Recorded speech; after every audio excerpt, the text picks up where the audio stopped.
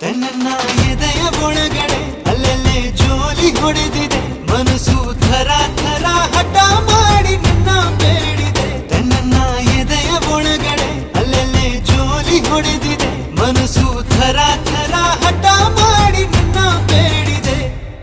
ಬಂಗಾರದ ಗೊಂಬೆ ಬಂದು